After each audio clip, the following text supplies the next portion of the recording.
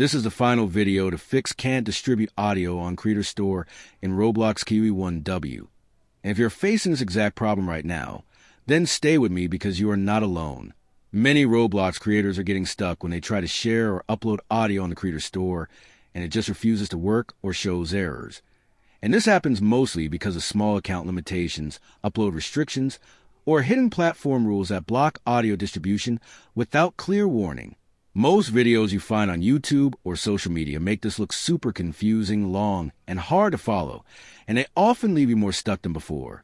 But don't worry. In this video, I will show you 4 proven methods that can fix this issue, and at least one of them will work for you even if your problem feels very serious or completely broken. Now I want you to pause the video and try these methods one by one, or take a screenshot so you don't miss anything, but I will not explain or reveal any steps here, because you need to follow them carefully on screen.